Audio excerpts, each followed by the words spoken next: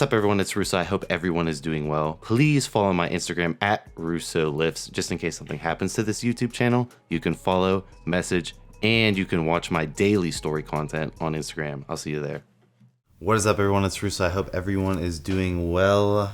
ASMR sip today is some cold pressed green chard. It tastes like shit, but everyone should be drinking this shit, so it's a flex if you can sip this with a straight face.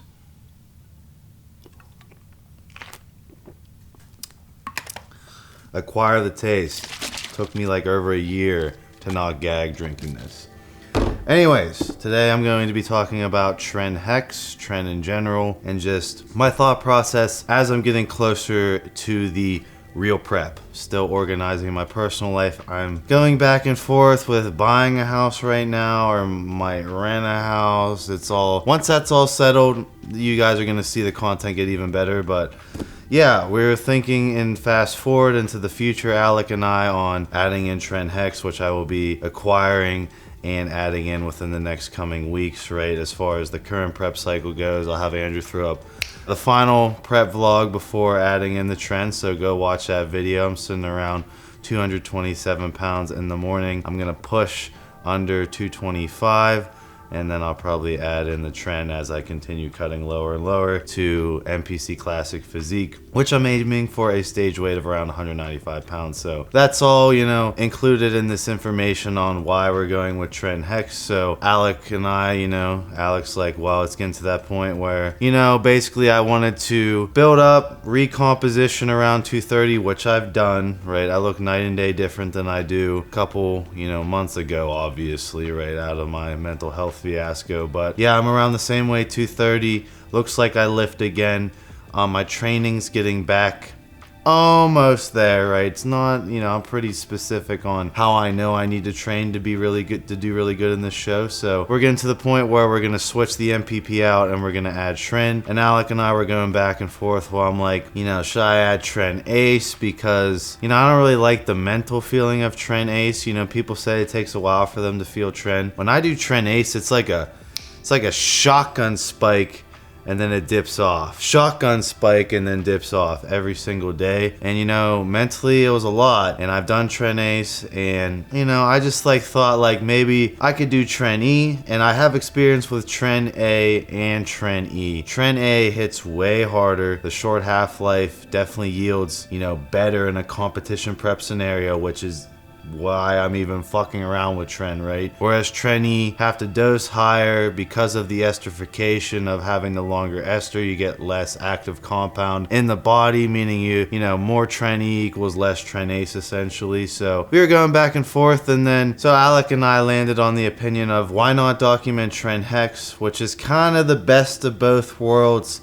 on paper. Now obviously this is a video discussing our thought process, Alec and I, my coach, on why we're going with Parabolan, why it'd be, you know, really cool YouTube content, because even though I'm known for documenting compounds, right? Parabolan, not really documented. It's an exotic steroid, it's super pricey, and you know, most people go with Tren Ace, right? Tren Ace tried and true, or Tren E if they want less sides but less results. In my opinion, having tried Tren A and Tren E, it's kind of like two different animals, right? Tren E, you know, I'll take Tren E, I dosed it around 200 and scaled it to 400, and yeah, I kind of felt it on week 2.5. By week 4 I was feeling it, and I just had insomnia and shit, but like no crazy mental euphoria. My look wasn't, in my opinion, as insane as when I fucked around with Tren A. And Tren A, you know, I was just like mentally an animal each day. You know, mood was all over the place, but in the gym I was a beast. And as far as maintaining all my tissue while being in a horrible caloric deficit, doing shit tons of cardio, sensitizing my body to IGF-1 to hold the tissue and to look bubbly and full, not stringy on my cut down, Tren A is the way to go in my opinion. So let's bring up Parabolan. So I am referencing William Wellens Anabolics 11th edition. If you go on my link tree, just tap my pinned comment for the source list, or tap in the description and then go to my Amazon store, and I have this book linked. I feel like everyone should read this book. It's a great book, but I'm gonna be reading out of this. So Trenbolone hexacarbonate, butchered it, is a slow-acting injectable ester of the potent anabolic steroid Trenbolone. As we know, the anabolic to androgenic ratio of Trenbolone is 500 to 500, insanely androgenic. Now, when we look at testosterone, it's 100 to 100. For those noobs out there just watching this, I'm sure a lot of people in this audience know what that means of how androgenic this is. The hexacarbonate ester used here extends the release of Trenbolone for more than 2 weeks, which has always been thought of as a more suitable for human use due to the less frequent injection schedule. My opinion is the less frequent vicious spikes in levels, right, is what I'm trying to avoid without the slow climb of E. So ACE is frequent spikes every day is a crazy spike, or with Hex we're hoping that it's a little bit more sustainable mood wise for me. The base steroid Trenbolone is roughly 3 times more androgenic than testosterone, making it a fairly potent androgen, extremely potent androgen. In comparison, its androgenic properties make its official classification as an anabolic steroid. The muscle building effects of Trenbolone is also compared to, you know, I don't really agree with that part. They're comparing Tren to Dianabol apparently in this book. I don't know what's up with that. The first long-acting Trenbolone ester, which was Trenbolone Enanthate, was studied in 1967, described during a series of experiments. Tren hexacarbonate was subsequent and uniquely a French slant to this long-acting anabolic steroid, possessing an unusual but roughly equivalent compound. Tren Hex was developed into a medicine by Nigma Laboratories in France, which sold the drug under the Parabolan trade name. It was also sold for a period of time as Hexabolan, a name referred to as its unusual ester. Tren Hex is the only known form of Tren ever produced as a medicine for human consumption.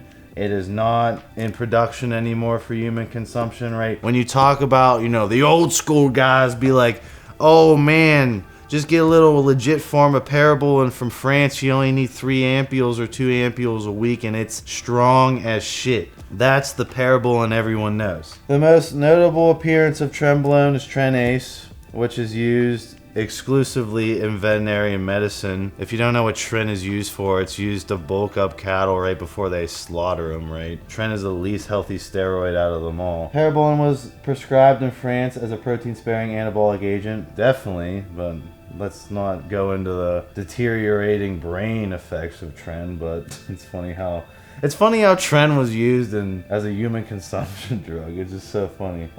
Its prescribing guidelines included recommendations of treatment of androgen-sensitive populations such as women and the elderly. Owing to its moderate androgenic properties, however, the drug was... I'm not putting that in there.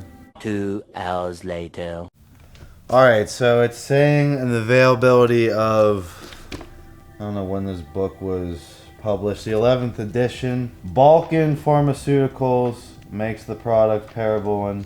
It contains 100 megamil and is now only packaged in 1 mil ampules. So apparently you can still get real. I don't think you can. But yeah, the rest of this read up, I'm probably going to have Andrew cut most of it out because I don't agree with everything in this book. I like the write-ups, but some of the comparisons to me make no sense. But yeah, essentially, I'm looking for your guys' opinion. What is your guys' experience with Tren A, Tren E, and then if you guys have tried Parabolan Tren Hex, which is one of those exotic compounds everyone wants me to play around with and document on YouTube, right? Primobolan, DHB, Parabolan are the exotic roids everyone wants to see. I did Trestolone. I did Ment when I was fat as shit. That was hilarious. But DHB, Parabolan, and Primo are on my list. Parabolan being the one that makes the most sense in this prep, and you know where I'm at in this prep currently when it comes to recompositioning my physique, bringing out the cross striations, bringing out the striations everywhere, volumizing my physique, and maintaining the least stringy look as I can for my first ever NPC Classic Physique show as I go from 227 to 195 on stage. Parabolan or Tren A or Tren E is going to play a role in holding that tissue on my body as I enter the really harsh caloric deficit, the shit ton of cardio, and just overall getting actually diced up for the first time in my life. Tren is going to play the role of, you know, sparing that muscle on there. As far as what has me interested in Tren Hex is it seems to be much more stable, as far as I'm trying to avoid the massive spikes of Tren Ace every day if possible, yet still get more results than dosing Tren E, which I would have to dose higher in my opinion from what I've experienced using Tren A and Tren E myself. Now my question to you guys is, do you guys prefer Tren A? Do you prefer Tren E? Or do you have experience with Tren Hex? For those who competed, have you tried Tren E, Tren A, or Tren Hex in your preps? Have you switched them out? Which one works for you and what side effects did you note? Just running through the side effects rate. One of the worst drugs in bodybuilding, linked to roid rage, gives people God complex, binds in the brain, will change your personality. You essentially get high on it like a drug, right? It's gonna change my personality. I already let both my employees know that this is gonna happen.